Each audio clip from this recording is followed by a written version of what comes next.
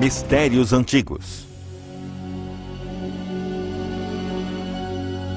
Há mais de 2000 anos, estas ruínas eram o mais importante centro de aprendizado no mundo.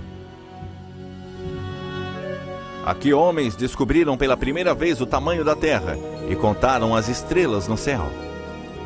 Havia laboratórios, jardins, escolas de medicina e mais de 500 mil livros. Esta antiga biblioteca no Antigo Egito educou algumas das mentes mais brilhantes de todos os tempos.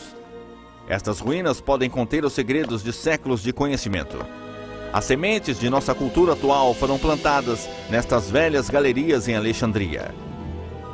Talvez a coisa mais fantástica sobre ela é que existiu por mais de 6 séculos, e isto pode ser o que sobrou dela.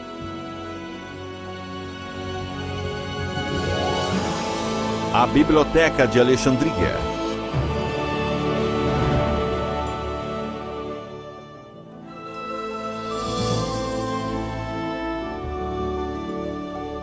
Origens do pensamento. A fundação da Biblioteca de Alexandria já foi chamada de início da história moderna. Mais do que uma biblioteca, foi o primeiro centro de pesquisa no mundo. Por séculos, Alexandria convidou pessoas importantes de todo o mundo para estudar dentro destas paredes. Os residentes poderiam viver, comer, aprender e trabalhar com os visitantes que traziam novos conhecimentos do mundo todo para cá. Aparentemente, tudo o que sobrou da legendária biblioteca é esta escavação chamada Serapeum. A segunda estrutura construída quando a original começou a superlotar de livros e pessoas. O Serapeum existe apenas para nos dar uma pequena amostra da grandiosidade de outrora. The amazing thing about the library at Alexandria is that it was the most important place of learning in the ancient world. And we don't know where it was or where it is now. We don't know what it looked like. We don't know the details of what books did it have. We don't know everybody who was there. There's more that we don't know than we do know. Yet it was the most important event, perhaps, in the intellectual history of man.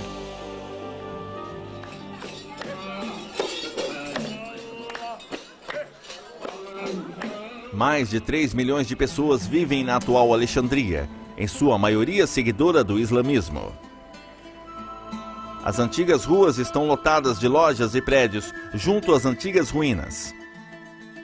209 quilômetros a noroeste do Cairo, Alexandria é a segunda maior cidade do Egito e onde fica o maior porto.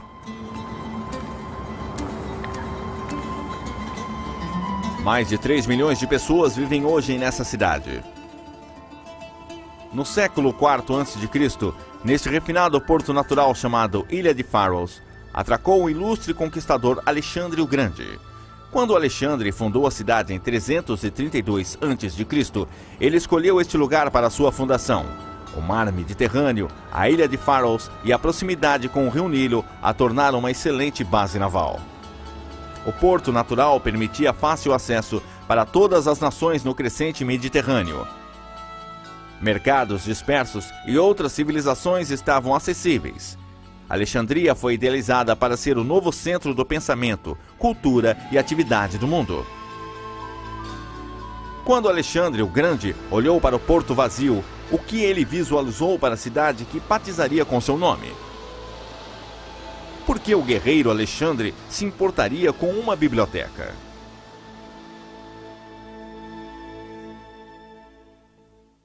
Muito antes de Alexandre adentrar no Egito, os gregos já questionavam a existência humana. Era o início do entendimento do mundo natural. Investigar tudo era muito importante. Atenas, na Grécia, tornou-se o cérebro de todo o mundo grego antigo. Discussões e debates eram passatempos comuns. Discursos públicos produziam estudiosos públicos que se tornaram celebridades.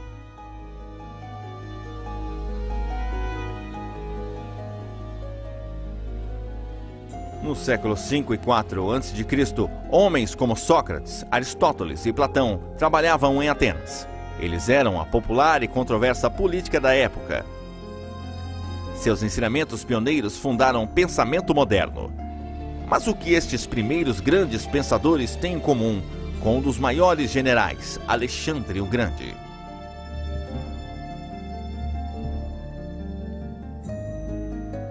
The tradition is that Alexander was taught by Aristotle.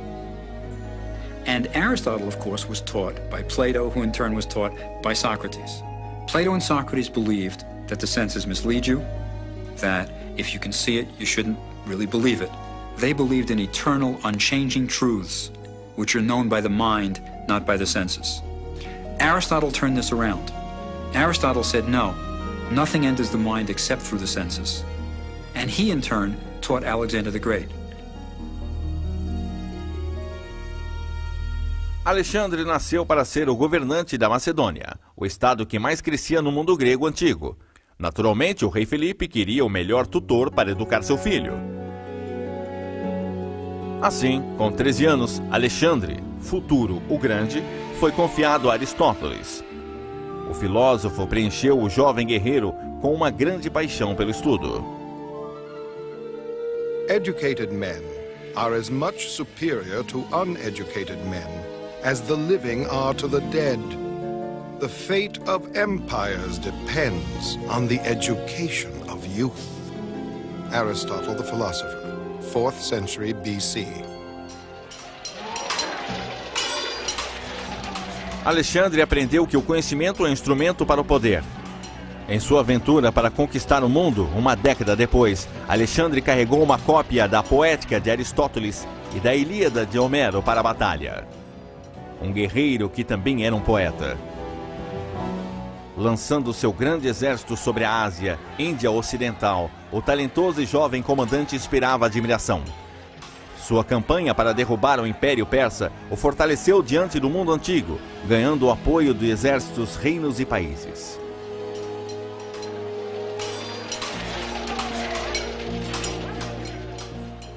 No outono de 332 a.C., começo de sua campanha, Alexandre entrou no Egito, que era uma província persa.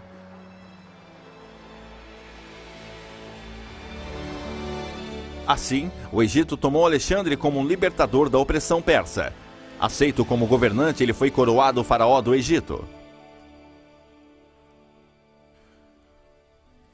Por mais de 3.000 anos, o Egito havia sido governado por faraós com status divino, e eles eram a ligação entre o mundo mortal e o mundo dos deuses. Faraós egípcios eram educados para serem deuses na vida e na morte. Mas Alexandre era grego e não egípcio. Não havia garantia de vida após a morte. Onde poderia Alexandre encontrar a imortalidade?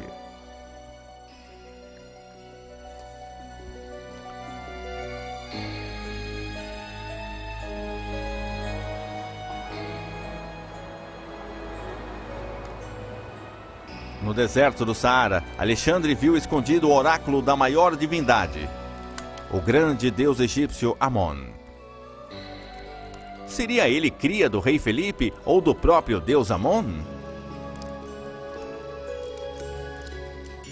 He went to Siwa and asked the oracle of God Amon if this was true. And in a dream, he saw that the god Amon embraced his mother.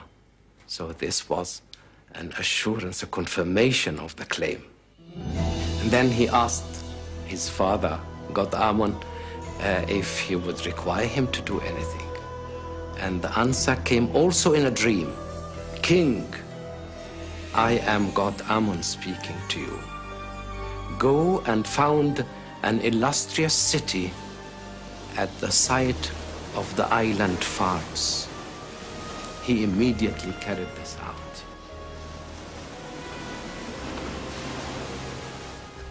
No sonho, o deus Amon abraçou a mãe de Alexandre, enquanto na realidade Alexandre abraçou o Egito e fundou Alexandria. Em 332 a.C., ele decretou que sua cidade seria a fonte mundial do conhecimento, polo cultural atrativo para o restante do mundo. No coração da cidade haveria um instituto de ensino no qual seus impérios seriam desenvolvidos. O lar da ciência e literatura. A biblioteca deveria ser um centro universal, estimulador da cultura. Arquitetos planejaram a nova cidade. Após 6 meses no Egito, Alexandre continuava com suas aventuras pelo mundo. Parecia assim que ele conseguiria dominar o mundo. Mas em 323 a.C., enfraquecido por ferimentos e febre, possivelmente envenenado, Alexandre o Grande morreu precocemente. O que aconteceria com sua querida cidade? Os novos conquistadores compartilhariam da sede de conhecimento de Alexandre? A biblioteca de Alexandria ainda não havia sido construída quando ele morreu. O mundo vislumbraria sua visão completada?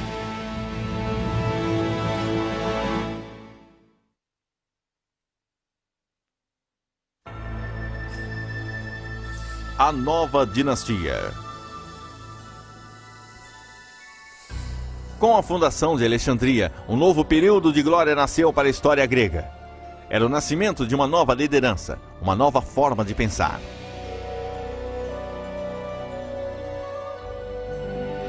Quando Alexandre o Grande morreu, seu reino egípcio foi tomado por Ptolomeu, o general em quem Alexandre mais confiava, e que construiria a biblioteca que Alexandre visionara.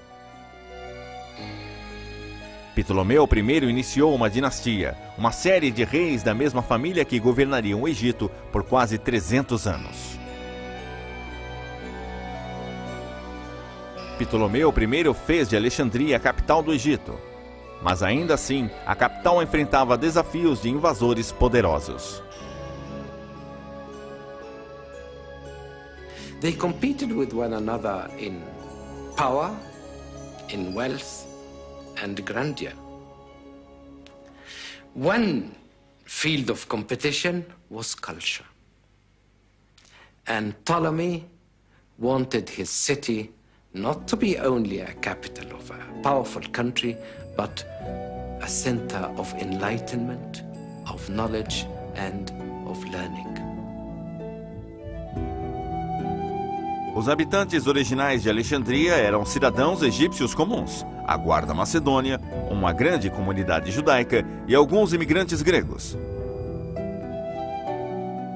Graças a Ptolomeu, Alexandria imediatamente começou a atrair acadêmicos influentes do mundo grego. Ptolomeu I foi um homem com grande força de vontade e inteligência, que se cercou de pessoas importantes, seja na literatura, na filosofia ou na ciência.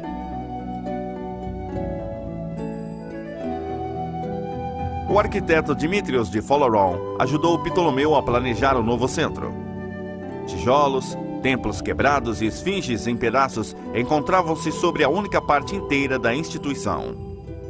Acredita-se que a biblioteca menor tenha sido construída longe da costa, do museu e da biblioteca. Onde estava localizada a estrutura principal? A biblioteca de Alexandria oferece agora mais perguntas do que respostas. One of the great mysteries of the Library of Alexandria is where was it? Nobody's sure where it was. We think it was by the water. And that's a good bet for where it is now, under the water.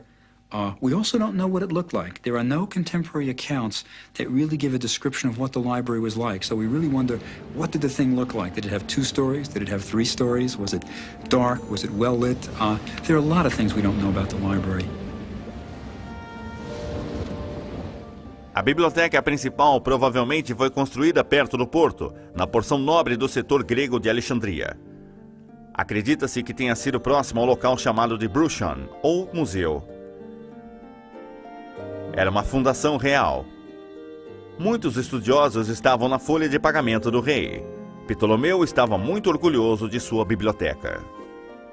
There was a strong sense of obligation on the part of the Ptolemies to foster learning, which is quite remarkable in a way. It always is. When their real concerns were with power, security of the dynasty, and the problems of Egypt, which are immense. One of the things Ptolemy did was collect books, a very Greek thing to do. Collect as many books as possible and he did it with a vengeance. Os visitantes chegavam com suas versões de textos antigos. Por vezes, asiáticos eram enviados para levar novos textos. Algumas vezes, manuscritos eram doados. Até a biblioteca de Aristóteles foi adicionada à de Alexandria. We are told also that there was a law that any traveler who set sail into the harbor of Alexandria was searched for books. Not for drugs, but for books. And if a book was found, it was taken to the library. If there was no copy of it, it was confiscated and the traveler was compensated. So they did wonderful things in order to acquire books. But the normal method of acquiring books was, of course, by purchasing them. And there were marts and markets for books. So, in this way, Alexandria acquired the largest collection of books ever existed in antiquity. Quantos pergaminhos teria a Biblioteca de Alexandria?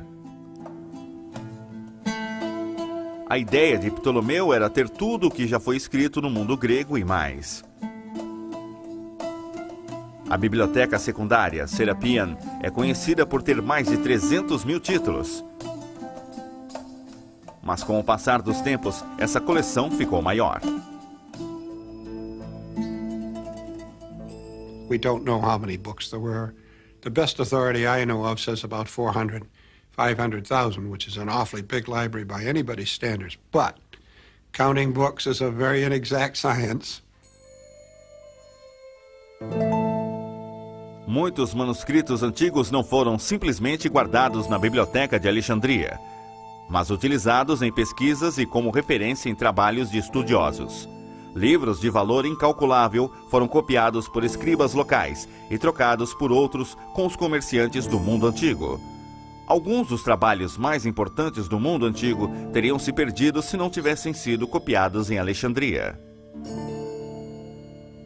The main significance of the library and the museum at Alexandria is that it did what a great library does. It disseminates knowledge. When you go in and take a book out of the library, you're performing one of the great basic cultural functions, and the library is doing its job. Cada peça tinha de ser catalogada, talvez com referências cruzadas e guardada.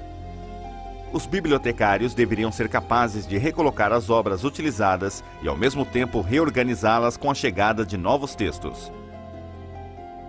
Junto com os novos trabalhos vinham também novos visitantes. Estudiosos eram atraídos para Alexandria, fazendo com que a cidade aumentasse sua reputação para se tornar um centro de aprendizado e conhecimento. Herophilus estabeleceu um centro médico de estudos em Bruchiand. Antes, os médicos de Alexandria usavam corpos de animais para realizar seus estudos de anatomia. Muito antes de a anestesia ser utilizada, havia rumores de operações realizadas em seres vivos. Mas não há evidências que comprovam isso. Contudo, Herophilus foi o primeiro a praticar estudos médicos em corpos de humanos mortos.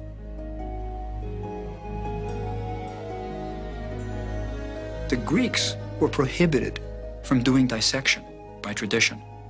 It was prohibited to cut the human body. It was almost a sacrilege for the Greeks. But on Egyptian soil, you had the tradition of the Egyptian embalmers, who for 3,000 years had been dissecting bodies. So at the medical school in Alexandria, for the first time, physicians could practice on human cadavers. And in Greece, in Athens, for example, there were physicians who often said, I wish I had studied at Alexandria because they could do human dissection. So the library in Alexandria was, in a sense, more free than any other place, especially the medical school, and this was an important feature of it. Além de literatura e medicina, os alexandrinos também pesquisavam a matéria preferida de Ptolomeu, matemática. O fundador da geometria viveu em Alexandria. Euclides publicou um trabalho que substituiu todos os anteriores e fundou uma escola para este estudo. The geometry you studied in grade school is, of course, from the Alexandria Library. Euclid, who codified the results of the basic theorems that others had made. And you will still see in an ordinary, everyday paperback introduction to geometry the name of one of the men who worked and studied at the library. Pouco se sabe sobre Euclides, mas há uma lenda que resiste. Quando Euclides mostrou seu novo trabalho a Ptolomeu, o rei perguntou se havia uma maneira mais fácil de se fazer geometria. Euclides respondeu que não havia meio mais fácil.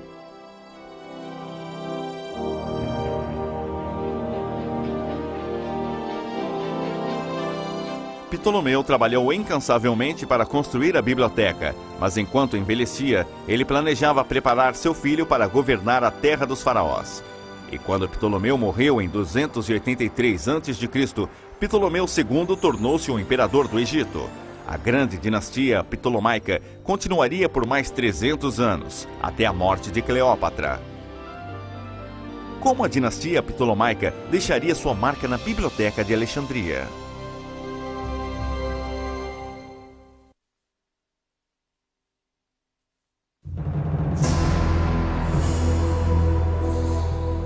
Mistérios antigos.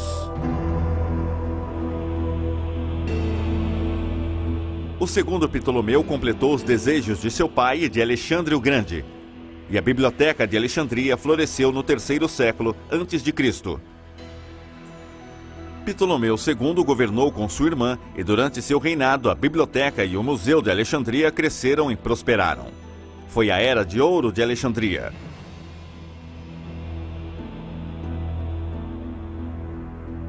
Além de expandir a biblioteca e o museu, Ptolomeu II construiu a última das 7 maravilhas do mundo antigo, um gigantesco farol na ilha de Faros. Hoje, a base da estrutura do farol está enterrada sob uma base militar islâmica moderna, a fortaleza de Tayat Bey.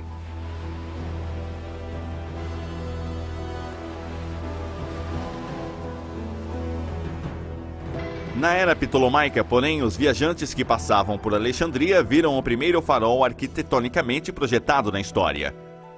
Uma maravilhosa construção de 3 níveis com mais de 120 metros de altura.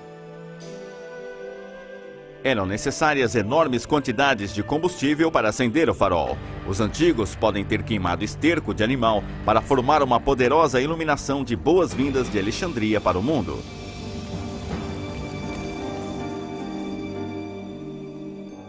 Navegadores guiados pelo farol eram atraídos para a biblioteca.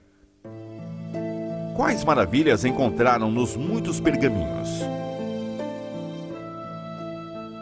The history of Egypt would be typical of the kind of thing that would be in the library.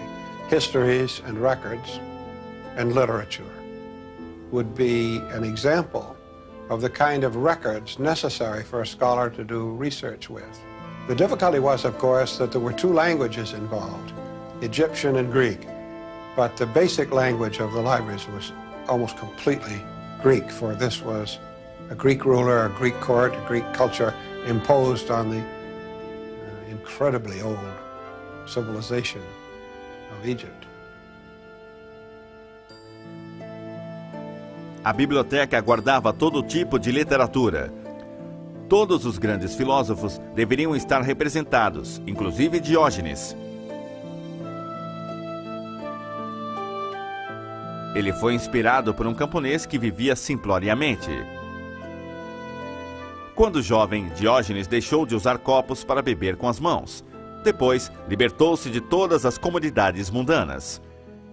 Ele juntou um grupo de pensadores chamados de cínicos e documentou suas visões críticas sobre a sociedade grega.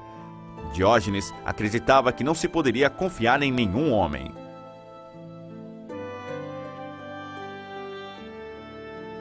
Diz a lenda que sua vida foi uma busca sem sucesso pelo homem confiável. Ele procurava por toda parte, tentando provar sua tese cínica.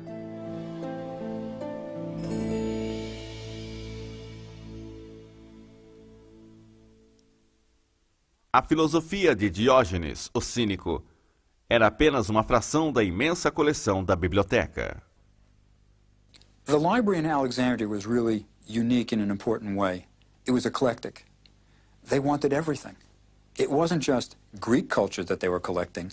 They wanted Babylonian texts, they wanted Turkish texts, they wanted everything they could get. They wanted the Hebrew Bible. Havia partes da Bíblia em Alexandria? Segundo se conta, a mais antiga tradução grega do Antigo Testamento foi escrita em Alexandria sob a tutela de Ptolomeu II.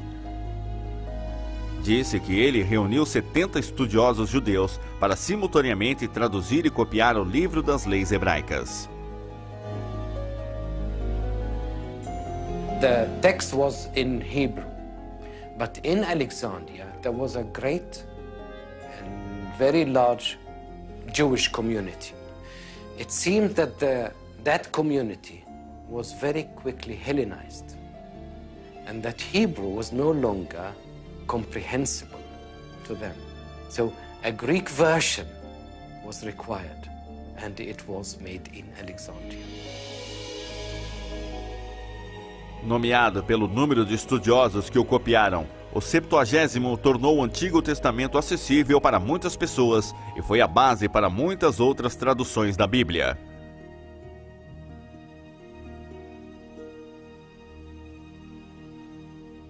A Bíblia e muitos outros livros eram feitos em pergaminho de papiro naquela época. O papel tinha vindo do papiro egípcio, uma planta da qual os pergaminhos eram feitos. Os papiros cresciam ao longo do rio Nilo. Os antigos prensavam os juncos úmidos lado a lado. Eles eram achatados e, quando secos, podiam ser utilizados com tinta e pena.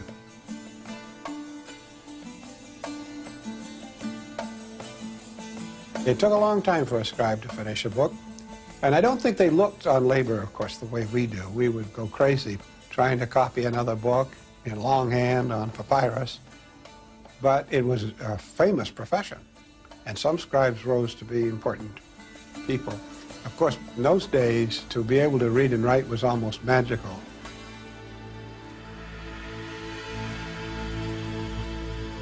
Astrologia e astronomia eram ciências populares mesmo antes da Biblioteca de Alexandria.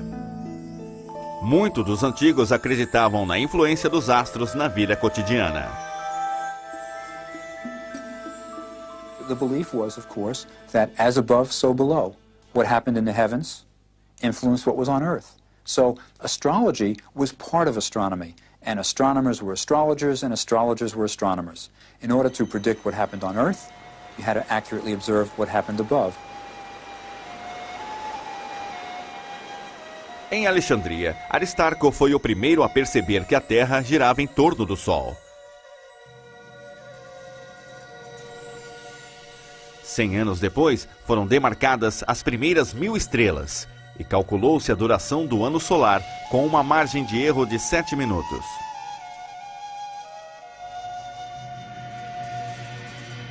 The library must have been an exciting place to be at. I mean, this was the closest you had to a government grant, where you could just do what you wanted to do and be supported. In the air was the sense that study everything for its own sake and just try to put everything together for figuring out the mysteries of the universe. Enquanto os estudiosos de Alexandria desvendavam os mistérios do universo, os romanos avançavam pelo leste. Este oásis de conhecimento sobreviveria às rápidas mudanças no mundo?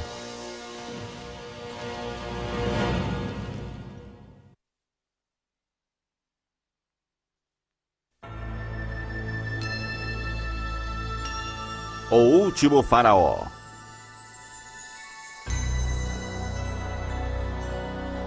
Em Alexandria, outro Ptolomeu foi coroado rei em 246 a.C. Ptolomeu III foi um conquistador. Viajou pelo mundo e retornou a Alexandria com incalculáveis tesouros roubados pelos persas 300 anos antes. Esse ato de restauração deu-lhe a alcunha de Ptolomeu III, o benfeitor.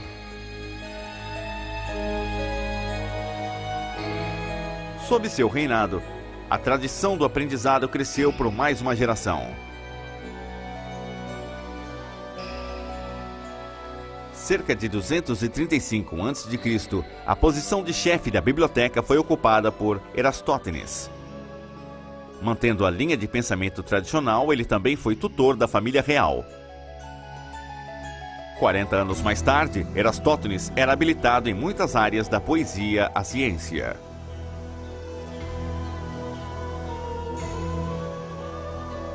Eratosthenes is the first one to figure out the circumference of the Earth. Now, it's important to note, we were all taught in school that Columbus is the one who showed that the Earth was round. Educated Greeks knew that the Earth was round well before Columbus. Even in one of Socrates' dialogues, he says, when we describe the Earth, we know that it's a sphere suspended in the heavens. So it was known that the Earth was round. The question is, how big was it?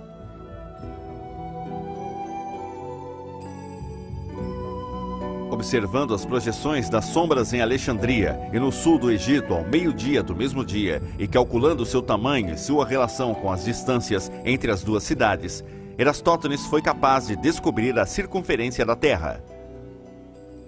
Ele disse que a Terra tinha aproximadamente 39.670 quilômetros, errando por pouco mais de 400 quilômetros.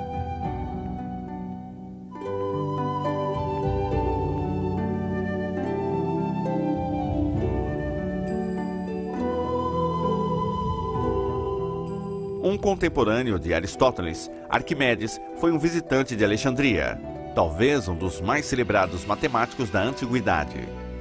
Arquimedes estudava pesos e medidas, o que hoje chamamos de física. Sua tese principal foi sobre um sistema de bombeamento de água que até hoje é referência. Descobrindo essa chave para a ciência moderna, Arquimedes é lembrado por sua comemoração, Eureka, que significa descobrir.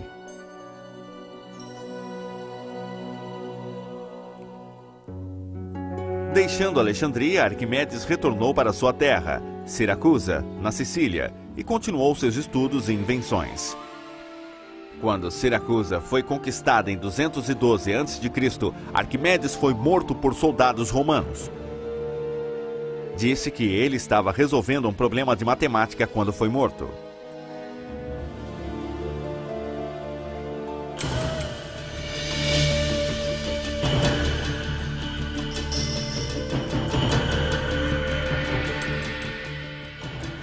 A biblioteca de Alexandria estava florescendo.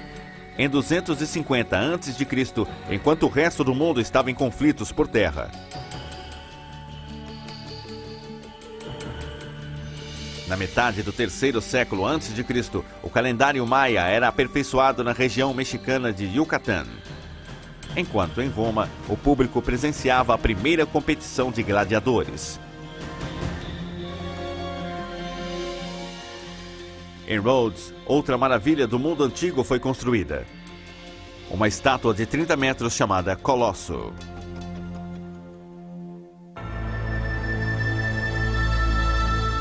No auge de sua popularidade, muitas das mais elevadas mentes vieram para Alexandria.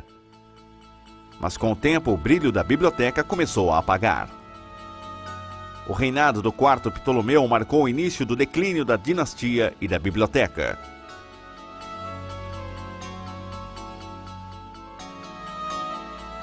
Outros centros mundiais de conhecimento começavam a emergir.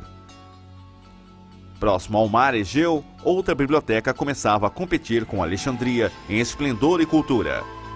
Enquanto o poder de Roma se espalhava pelo mundo, os egípcios da dinastia ptolomaica renderam-se ao comando romano. Em 48 a.C., quando o general romano Júlio César veio ao Egito, a governante do Egito era a rainha Cleópatra, de 19 anos. Talvez ela seja a mais famosa e fabulosa dos Ptolomeus. A mitologia que cerca Cleópatra começa com sua linhagem. We often think of her as an Egyptian. No, she was a pure-blooded Greek. She was the direct descendant of that Ptolemy who was one of Alexander's field commanders. She was the undoubted pharaoh, the god queen of Egypt. She had high intellect and was quite an extraordinary person by any standards.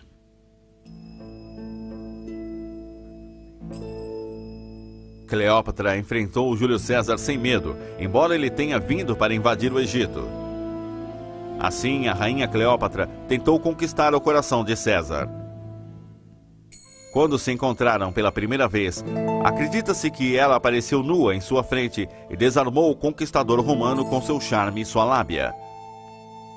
Mas além de sua natureza sedutora, Cleópatra possuía admirável habilidade militar e aguçada inteligência. The important thing is that Cleopatra was really an intellectual.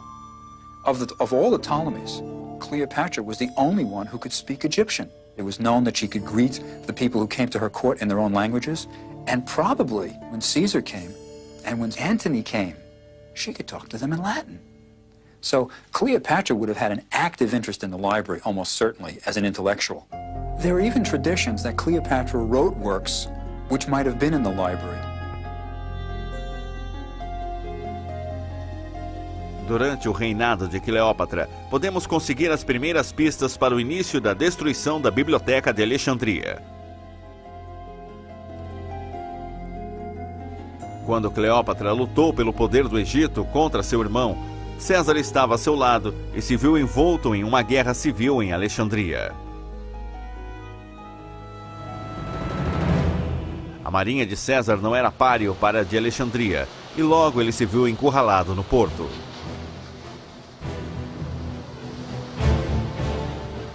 Caesar found himself encircled, resorted to the use of fire, and he set fire in the enemy's ships.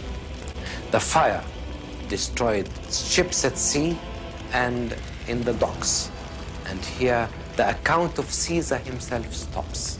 A century later, we have more details that the fire was not limited to the ships, but extended to the closer parts of the city, near to the harbor. And Plutarch, who knew Alexandria very well, and who visited Alexandria, says that the fire extended from the docks to the great library of Alexandria. De acordo com o antigo historiador Plutarco, a biblioteca foi acidentalmente destruída pelo fogo que se espalhou no porto.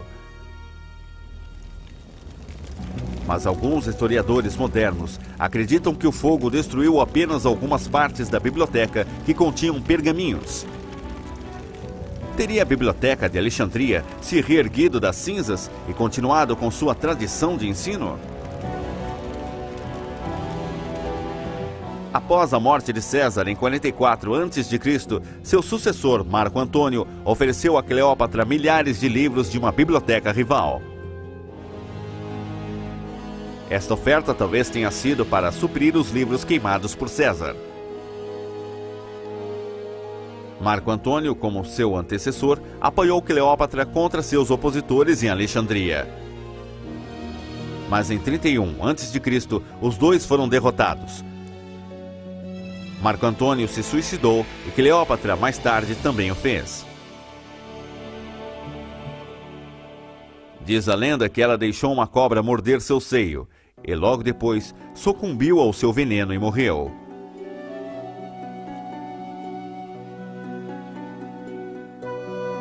O mais provável é que ela tenha bebido veneno e por isso morrido. Não importa a causa. Com a morte de Cleópatra, encerrou-se a dinastia dos Ptolomeus, fundadora da Biblioteca de Alexandria em 30 a.C.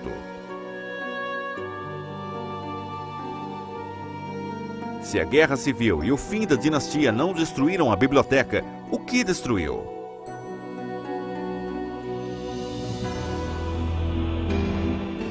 Com o fim da dinastia ptolomaica em 30 a.C., Alexandria tornou-se capital de uma província romana fundada pelo sobrinho neto de Júlio César, Augusto César, primeiro imperador romano.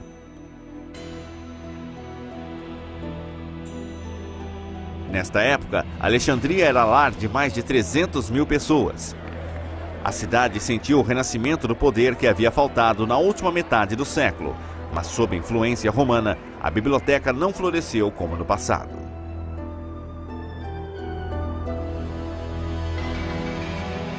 The Romans had a different concept of learning than the Greeks.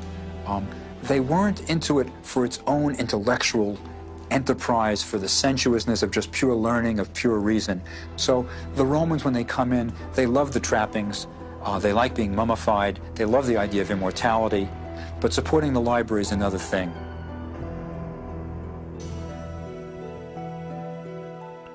Mas a biblioteca continuou a produzir estudiosos? Cláudio Ptolomeu, um romano de ascendência grega, nasceu próximo ao fim do século I depois de Cristo. Ele foi educado na biblioteca e publicou livros de geografia mundial e ciência.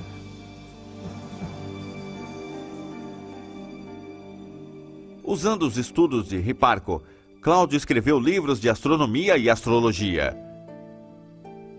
Ele promoveu a ideia de que a Terra era o centro do sistema solar, que ficou conhecido como Sistema Ptolomaico de Astronomia e foi utilizado até o século XVI. I know that I am mortal and ephemeral, but when I scan the circling spirals of the stars, no longer do I touch Earth with my feet, but sit with Zeus himself and take my fill of the ambrosial food of the gods. Claudius Ptolemy.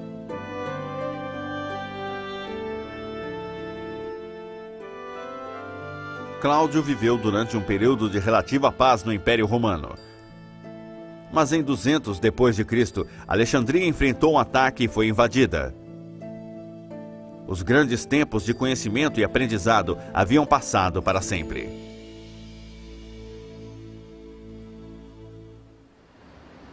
A história do que causou a destruição total da biblioteca pode ter se perdido no tempo.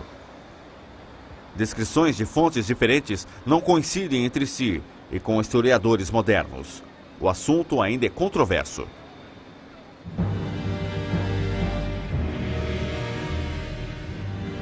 No ano 400 da Era Cristã, o paganismo se tornara ilegal e o cristianismo se tornara a religião oficial do Império Romano. O imperador Teodósio mandou destruir qualquer monumento ou templo que não reverenciasse o cristianismo. Estudiosos pagãos foram mortos nas ruas. Durante um tempo de constante confrontação étnica, a biblioteca poderia ter sido destruída por cristãos.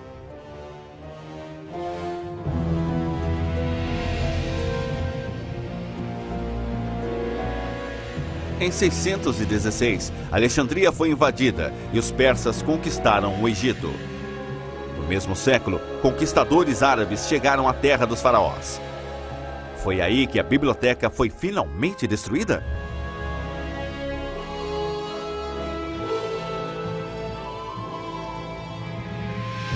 I think most people today who study the problem would say that the real destruction came when the great Muslim army crossed the Delta, took and sacked the city.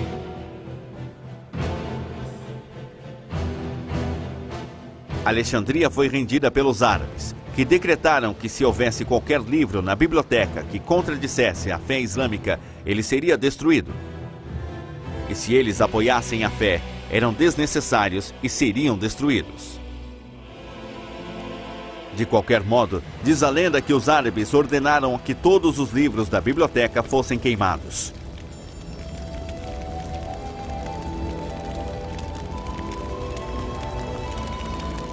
Todas as histórias sobre o declínio e destruição de Alexandria podem ser reunidas e serem verdadeiras.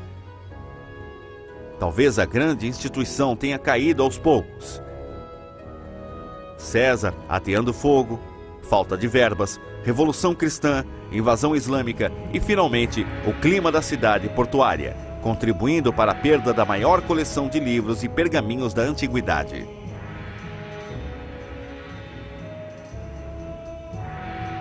Qualquer coisa que tenha sobrado se desintegrou. Talvez o mais importante não seja saber como a biblioteca desapareceu, mas que ela existiu. I think the wonderful thing about the Library of Alexandria is that they did it, that the Ptolemies were willing to support this group of scholars that didn't do anything for the Greek economy. They didn't bring in money. They didn't make any contribution to the Ptolemies' lifestyle, but they still supported it. It was a sense of learning for its own sake, and that's wonderful. O legado da Biblioteca de Alexandria é nossa base moderna de pesquisa. Foi lá que há 2000 anos, estudiosos reuniram-se com as maiores mentes do mundo para desvendar os mistérios do mundo antigo. O legado de Alexandria está em nosso conhecimento moderno.